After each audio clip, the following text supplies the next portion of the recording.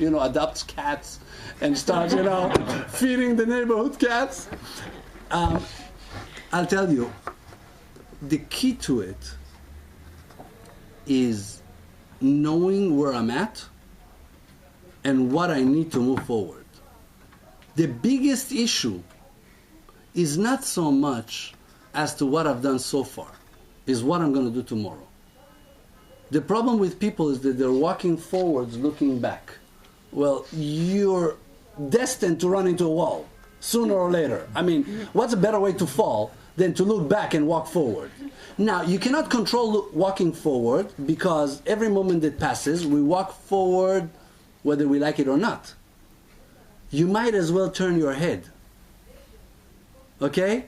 I don't care about what you've done until 45 minutes ago. I care what you're going to do 25 minutes from now. So teach us what to do. So already you've learned two elements that you cannot. You learned that you require knowledge. You learn that if you go in not ready or willing to put the hard work in to change yourself, it's not going to work. So already your filterization process has changed. You, even without doing anything, next time you're going to meet somebody of the opposite sex in this filterization process called dating, you're going to think differently. You're going to talk differently. You're going to ask differently. You're going to act differently. So even without telling you what to do, I already told you what to do. You already changed. You won't be able to think in a superficial way again, because you know the secret, you know the key. What's the knowledge, though? You haven't told us what that knowledge is. The knowledge is vast and big. It's a lot of information. It's not something that we'll be able to cover in 1, 2, 3 meetings. I can give you foundations. I can give you lines of thought to start developing. First line of thought is that one needs to focus on his internal traits and not external. In other words, your virtues, who you are, is what's going to make a difference in marriage, not what you have. Okay? You can have a 3rd degree, 4th degree, you can be rich, poor. It's not going to make your marriage better or worse. So our focus is in improving ourselves, our personal traits. Am I cheap? Do I spread my money around? Am I a smiley, happy person? Am I a sad, depressing person? Am I a serious person like Galit knows I am? Right? There you go. I'm a serious person. Okay? Those are my traits. This is where I focus in order to improve my marriage. How good of a driver I am, not going to make me a better husband. Okay? My wife might laugh at me a little less, but it won't make me a better husband. So there you go. You ask for information, seek out ways to improve yourself as a human being. What do you mean improve ourselves? Who says that a laughing person is better than a person that doesn't laugh or doesn't smile? How can we know what we need to improve in ourselves? Beautiful. Smart. Okay. You're taking it to a philosophical argument. I'll go there with you and we'll come right back to the practical one, okay? The manufacturer. End argument. I'm ready for comeback. The manufacturer tells us what's the right balances, okay? One of the manuals is a book written by the Rambam, Rabbi Moshe ben Maimon, where he describes one's balance in traits. He explains how one should be balanced and where is the balance place. After him, many came and described it in more detail and applied it to practical ways that we can more easily understand. He also describes certain traits that have no value. None whatsoever. For example, if a person never gets angry, is almost as annoying as somebody who gets angry too often. So we need to find a balance there. However, if a person has jealousy, jealousy doesn't have a balance, it's a useless trait. Get rid of it. Okay? Now again, we refer to the user's manual to learn these things. I don't know these things. I'm like you know, I came here and, you know, I had no idea. I was born into the world, and one of the biggest complaints I had to my parents growing up is, who said you guys are right? Where's the manual? Anybody said that you guys are right? Maybe I'm right. I didn't expect to hear it from a 12-year-old kid, but that was the idea. You should be nicer to your brother. Says who? Says who? Why? Because everybody does it. Everybody makes a lot of mistakes. Right? Then some day along the line, somebody says, what do you mean says who? Says the manufacturer. I says, manufacturer gave instructions? Says, yeah, there's user manuals. I said, great, give me one.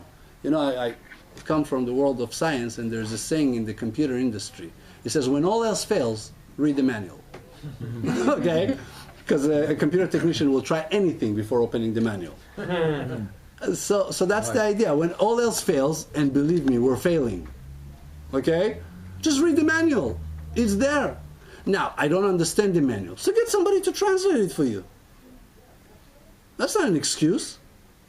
That's what I did. I went in completely secular. I said, hey, you guys have a manual for running good relationships? Give it to me. So somebody handed me the manual. I opened it up, and I don't understand Chinese, you know. Can somebody translate, please? He says, yeah, come over. I'll teach it to you. And it took a long time. But it was great for me, because anyway, I had the training from the universities for communication and marriage, and so it was wonderful, you know, finding out that this was not decided upon by some scientist because he tried it out on rats, and then, you know, one morning he's going to get up and discover that it was all wrong because, you know, they got to the G's before him, or whatever the experiment he ran, but because the manufacturer said so. And I started studying this stuff. And the first thing was, you need to start working on yourself, improving yourself, changing yourself. I said, great, give me traits. He said, okay, let's get started. Okay? First things first, there are 3 traits that every woman hates. It doesn't matter who you're going to marry. 3 things she's not going to be able to stand. I said, I'm ears. Okay? Because, you know, I said that, you know, women can put up with a lot of stuff from guys. 3 things they're not going to put up with. I said, give it to me. He says, men who get up late, cheap men, and jealous men. Now, either women are saying, yeah, he's right, but I don't want anyone to know that I'm like that. Or they actually nod their heads and they say he's absolutely right. But women within marriage cannot stand these traits. People that wake up late? I'm sorry? People that wake up late? Yeah. What do you mean by wake up late? Means wake up after the wife does. It's on the first level, or it means someone that is more laid back? If a woman gets up in the morning, she looks she looks aside, and she's, you know, busy getting ready for work, and she sees her husband saying, turning to the other side and going back to sleep, it will kill her. It will drive her nuts. What about if you walk at night? Now, the problem is that her job starts at 7 and he starts at 9. And he's like, why should I get up so early? And it's still going to drive his wife mad. Now, Vice versa as well? I'm sorry? It's also, it goes the opposite way? No. No? No. Guy won't? Guy, again, some guys yes, some guys no, but it's not a general rule. With women, General? okay, that's it. It will drive. Now, if I know that, and even better, if I know it before I get married, guess what 3 things I'm going to start doing from tomorrow? Buy an alarm clock. Start moving myself and my wake-up time backwards from 9 to 8:45 to 8:30 2 weeks later to 8:15 until I wake up early enough to impress my wife. Second thing I'm going to start doing is spending money in places and situations where I know I'm wasting my money. But I'm going to still do it anyway, just to train myself to do that when I'm married. You should not buy. That's right. Third thing I'm going to do is I'm going to start working on my jealous bone, filing it down. Okay? How can I file it down? I don't have a partner yet. Start working on material jealousy. Start working on honor jealousy. Start being happy for the guy who got promoted before you. Start being happy for the guy who bought the new car that you wanted to buy. Okay? And that answers your question. The knowledge. There, you just got some. And you have to also the three things the other way around, like what are the things that men really don't like? Yes. Yes, I do. Okay. Men constantly bicker, but they cannot stand bickering. Don't like to go to the shopping center. Bickering. Some guys like. Bickering is somebody who complains. They constantly complain, but they cannot stand people who complain. That's one thing. 2, men cannot take criticism, at least not in the way we know it. It takes great wisdom to learn how to give a man constructive criticism. The moment you criticize a guy in any way, you hit him in his most painful place. Yes, there's a place more hurtful than that. It's called his ego. And once his ego is hurt, it's over. He thinks of nothing else but revenge. He cannot even think straight. Okay? Kind of like if you hurt him in some place, he won't be able to walk straight. It's the same philosophy exactly. So that's the second thing. You never, ever, ever, ever criticize your men, especially not in front of other people. 3, you never compare your men to anyone else, not in your mind and definitely not outside your mouth. Don't compare your men to anyone else, not in your mind. And definitely, if you already did that in your mind, make sure not to do it coming out of your mouth. Okay, some people have a slide between their brain and their mouth. Anything that goes in there comes right out of the mouth. Oh, that's a horrible, no filterization process whatsoever, But I'm honest. I said, you think honesty is a good thing? She says, yes. Well, I think you're kind of ugly. Why are you hurting me? I always thought we're doing honesty. Okay, that doesn't work, guys. Forget about it. Honesty needs to be extremely selective in marriage. If you don't have the right filters, you'll be drinking sewage water. Okay? So here are a few tips for the other side. If you have a nature of comparing people in your head, get rid of it. And fast. If you don't know how, find out how. Easier said than done. Better easier said than done. The hardest thing is marriage. There's nothing harder than that in the world. You'll never have a bigger challenge. I don't care what you do. You'll never have a bigger challenge. You can build a company greater than Microsoft, and it'll be easier for you than building a healthy marriage. Let's put it on the table. It's even harder when you're single, because when you're married to someone, you already know that he's not like that person that you used to compare it to. But when if you're a person who compares, you'll always compare. That's why I took you to your workplace. I took you to your neighbor who got the same car. Because a person who's got this jealous bone and constantly compares people, okay? But it's not about jealousy, it's about expectations. Flush them. But it's very natural to compare because everything in life is relative. everything you do. This car is expensive as opposed to that Absolutely, car. absolutely, This guy is ugly as opposed to that guy. absolutely, So it's very absolutely. hard not to compare. Absolutely. We talked about, Anything that you remember touch. natural traits? We talked about natural traits? Well, our natural feelings are always going to surface. I pass next to a restaurant that has delicious foods. It's going to be natural that I'm going to want to eat. That's stage one. Now the question is, what do you do about it? What are you going to do about your natural traits? Obviously you have natural traits. You're born with natural traits. You know what's more natural than jealousy? Slapping a person that angers you. But we learn to control that. And we learn to condition ourselves otherwise, right? That's good conditioning.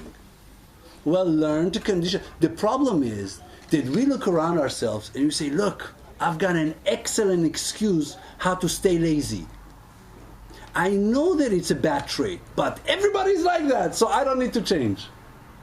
Well, your marriage is going to prove you otherwise. You know what I mean? There are no excuses to being lazy. If it's a negative trait, fix it. You won't fix it, you'll suffer the consequences within marriage. You know what I mean?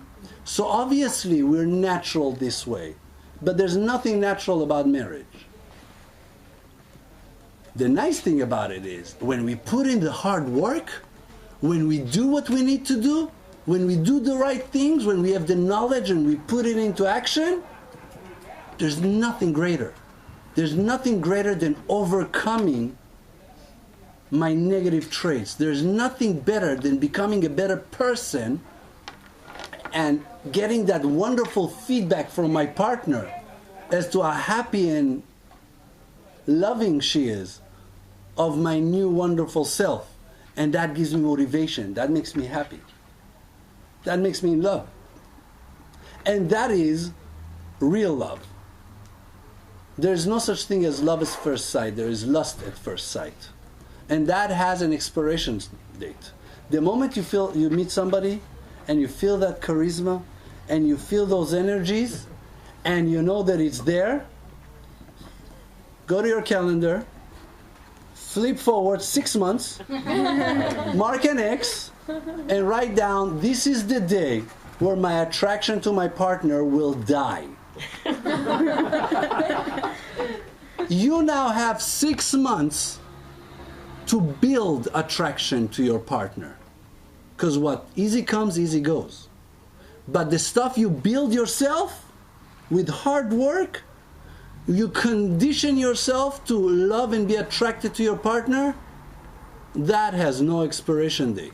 Matter of fact, the natural stuff goes and decays with time. The other one goes and grows with time. Where we get this unnatural phenomena, like being attracted to my wife, mother of 5, more than I was to this 25-year-old curly hair hottie I married. Okay? Now it makes no sense. And you're right, it doesn't make any sense if you think in natural terms. But if you think in unnatural terms, it makes a lot of sense. We get the idea?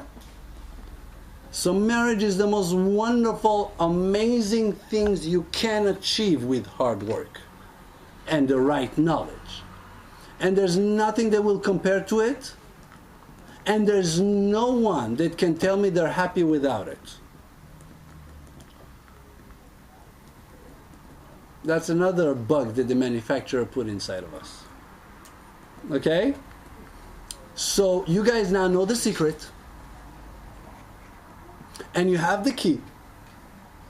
All I left up to you guys is to do the work. Right? Peanuts. Peanuts. And make it happen. You now also learn the foundation of filtering out, which is why it was very easy for me in 3 dates to propose to my wife.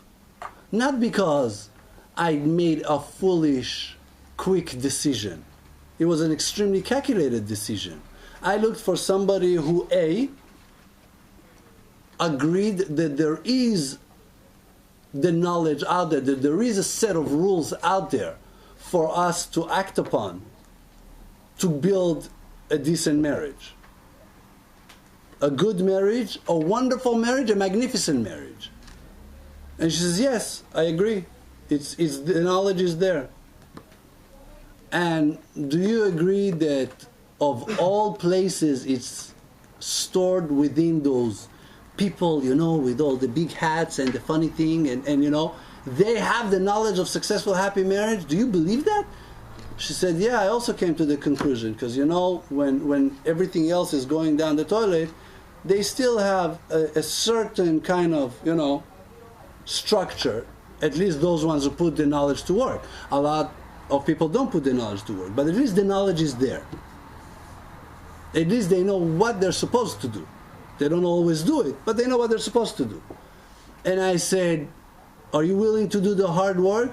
She said, look, what's my alternative? To live like everybody else? I definitely don't want to. I'm willing to put in the work because I want to make it happen. I don't want to be like everyone else who said, I'm not going to build my parents' marriage and go out and build a marriage that's exactly like their parents. I actually want to say, I'm not going to build a marriage like my parents and do it. I said, great. Second date, we checked chemistry. We laughed, we joked, we saw that, you know, there's the chemistry there. Third date, we discussed our general goals in life. That was last week's lecture. That we're going roughly to the same place in life. Same ideas, same general philosophies about child raising, about the way a family is supposed to be structured. And when I checked most of the list, because no one is perfect and I did not expect to find perfection there, but I had to know what's essential and what's preferable, kind of like gasoline and windshield wipers, right? We have to know the difference. So when I checked all the essentials and most of the preferred ones, then basically I lifted my head from the plate and I told her, I'm going to marry you. And I went back to eating. And she thought I was joking. And you were married how many weeks after? actually it took us a little while. We ran into technical difficulties, which, yeah, because we decided to take a detour. We decided to actually go study the stuff properly in order not to work our way through the beginning of the marriage and make mistakes while we're studying. We decided to actually study the stuff and then get married. That's right. So I went into a high intensity training camp. Instead of taking my time and learning slowly, I went into, major boot camp of training. She did the same thing. Approximately 9 months later, we were married. 6 months later, we were engaged. 9 months later, we were married. And 10 years later, voila. Beautiful. I have something to say, please. Yes. I'm Miriam. Naimod. Naimod. Throughout the evening, the word change. The word change is not what we were looking for, if you allow me. I think the word was compromise. In Hebrew, there's a word pshara, and there's a word vitur. What I'm concerned about, guys, is that you're a little bit younger than me, some. I'm the other side of your coin. You're the male that got married after 3. I'm the female. But I don't mind sharing this. It looks like I do. I'm a widow. I lost my husband close to 3 years ago. I'm the one that got married in a very, very short period of time. And watch out for that. Then you grow together. You grow within a stranger, which is fine, but let's get the correct message, what is coming out of here this evening. How many of us are really willing to compromise from ourselves? And you never want to levater. You don't want to give up yourself as well.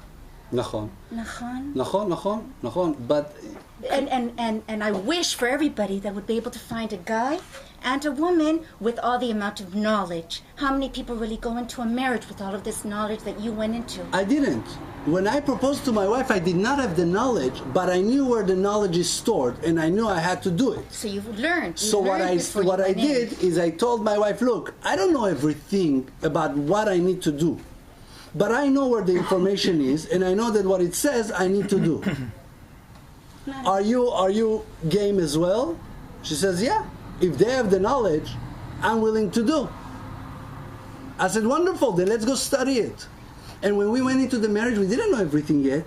As a matter of fact, I still don't know everything. I still run into situations where I go, wait a second, I need more knowledge. Or Where do common people acquire that knowledge? We don't have 9 months boot camp now. And we do want to acquire the knowledge. דרך ארץ, כל הספרים, תכניס אותם לכל השיעורים. now, You're regretting I came to the lesson. The knowledge. Chas v'shalom. I'm not regretting at all. I just want to comment on a little word. A compromise means that I temporarily allowed something to happen. I'm not talking about compromise. I'm talking about change. Not only do I allow this to happen, I change to want this to happen. You follow what I mean? Because if I compromise, I expect my partner to compromise. And guess who compromised more? It's always going to be me. Why? Because a person always feels that their sacrifice is greater than other people's. Mm-hmm. So I don't sacrifice, I change. May I suggest something? You said this at our very first session as well. For me, change is something negative in the sense you're not good enough. I'd rather say develop. Beautiful. I think that's develop more is the term. relevant. Yeah. Beautiful, beautiful. That's right. You see, I didn't run for government. I didn't learn all the politics of the right word. On the contrary, it's not politics. Change. We want to develop. We want to evolve. We want to move from being what a natural, basic creature we were born into. Oh, Hashem yishmor otcha. Thank you very much. Into an evolved creature. By the way, we're the only creatures, we studied that last week as well, we're the only creatures who can evolve. Every other creature can be trained. Humans are the only ones who can change or develop. Say there? We discussed it in length last week. They filmed it last week, by the way, as well. So Where can we get the video? it's an excellent question. We need to ask the people who run this show here. Yeah, give him your emails, and he will. Yeah, What is it that you're going to send by email? the lecture from last week. Okay? 2 lectures. So, you ask for sources of information. Okay? Sources of information. What you guys need to do a search for is avodat midot. Okay? Midot. People have traits, virtues. The only place I know of that goes methodically into actually changing them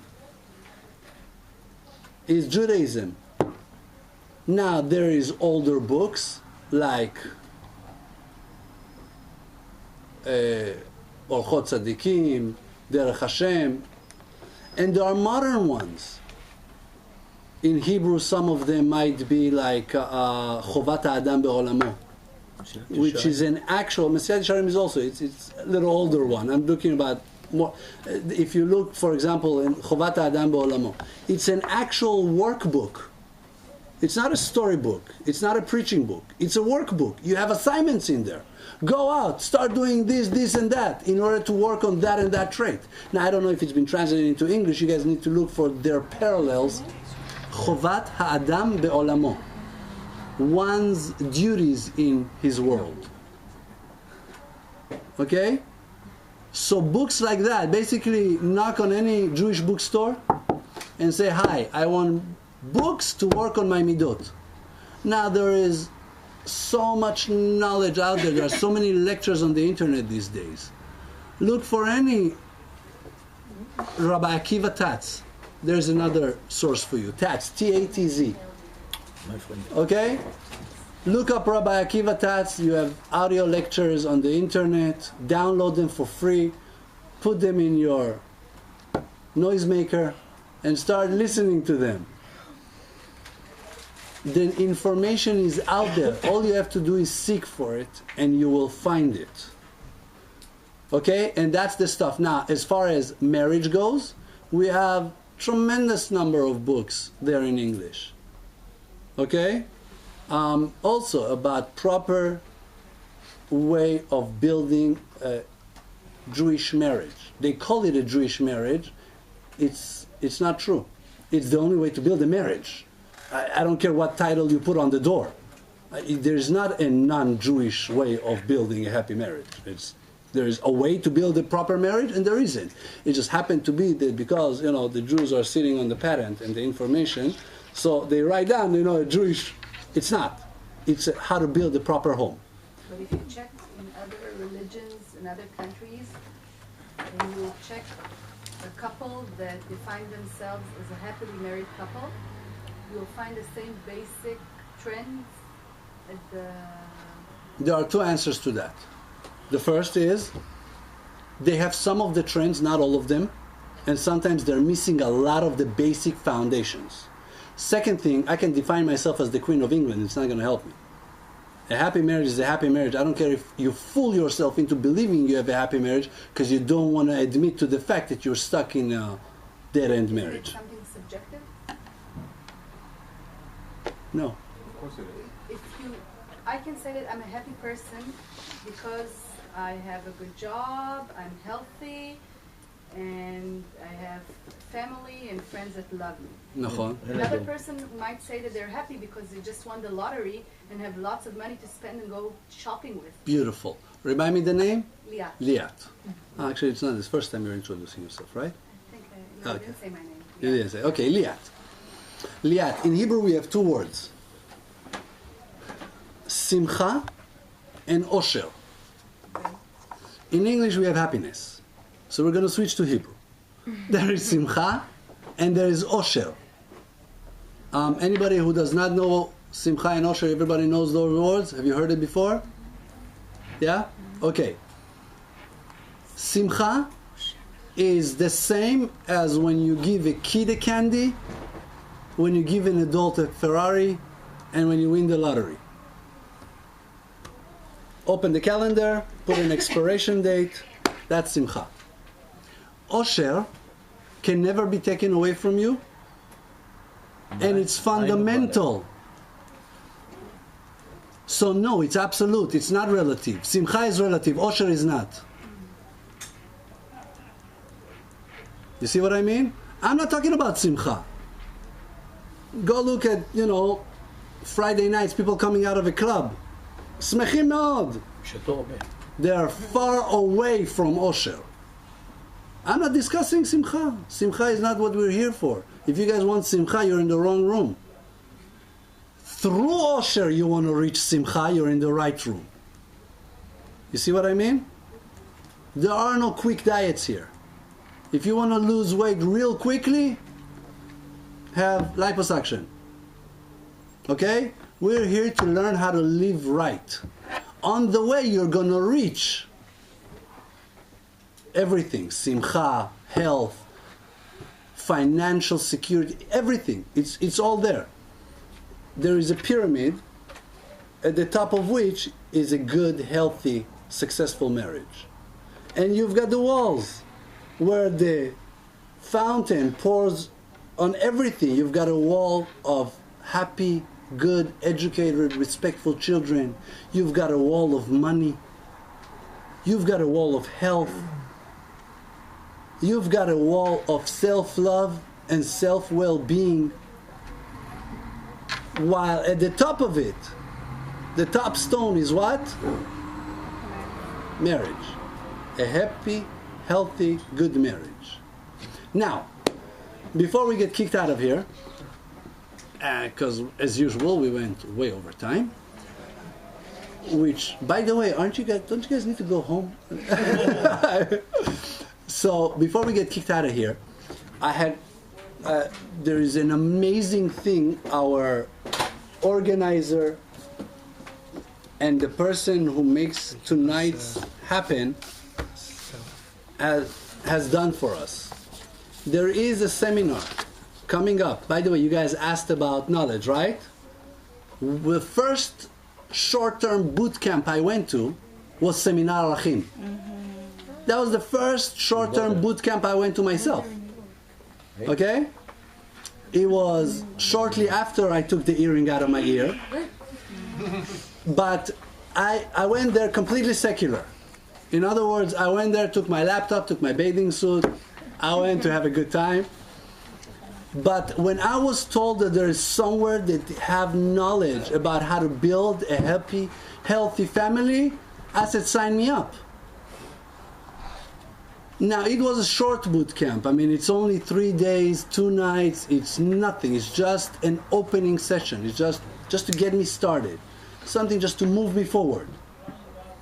But I jumped on the opportunity, and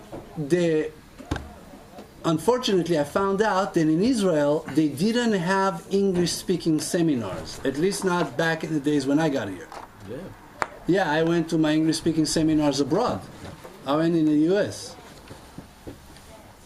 And lucky for us, they started doing English-speaking seminars in Israel. Luckier for us, we hopped on the wagon because they put together a special seminar for a couple of organizations that, like this, have shiurim, right? Because we're guests here for in the place, the Malon Dvorah. They have shiurim here, and they invite people like us to give the shiurim, and they requested a seminar, and we're hopping on the wagon. That's why there are 2 different rates. There is an adult rate of 600 shekel, and there's a student rate because the other organization is student, and they fund the students at half the rate, 300 shekels. I know it's ridiculous. 300 shekels for 3 days, 2 nights. That includes food, drinks, the hotel. I have to say something about that. I went to Laghai seminar in New Jersey, and it's amazing. So good, unbelievable. That's right. Seriously. And now students, I mean, it's so not fair. I had to pay in dollars more than you guys are paying in shekalim, which is really not fair. And the cool thing about it is, since we're wrapping up the registration, they have a 50 shekel discount for people who sign up tonight because they have to book the rooms. So if you guys sign up, we get a 50%. If anybody who wants to sign up tonight, we get a 50 shekel discount. So we pass that 50 shekel discount on to you guys. So anybody who wants to sign up. You mentioned you were there? Yeah, I'm going to be there. I'm going to be there, and you guys are going to get so much of me, it's going to come out of your nose. So you guys get a chance to sign up tonight, get a 50 shekel discount. Those who cannot sign up tonight, if you're students, you get it at half price, 300 shekels, which is absolutely ridiculous. If you're not a student, you get punished for it by paying 600 shekels, which is a third of what I paid for it, which is again very not fair. Okay? So you guys, please, you can either look me up on Facebook, Paz Laghai, P-A-Z is my first name, L-A-G-H-A-I is my last name. L-A-G-H-A-I. My phone number is 054 80 22211. My email address is PAZI, T as in Tom, I, V as in Victor, E, roughly spells out positive, at gmail.com. Phone number, please, again. 054 80 22211. What time we can phone you? What time you can phone me? You can phone me 24/7. I won't answer 24/7, but I do have an answering service. While you're sleeping. in which you can leave a message with your name and phone Don't ask number, question. If I need, and I'll get back to I need you. to ask a question in the middle of the night. What wrong? You don't answer me. What's good about it? Thank you very much. I had a wonderful time. Thank you for your contribution. Wonderful. ממש, זה עושה כל כך הרבה לאנשים. ממש מעריך. לא יהיה too much.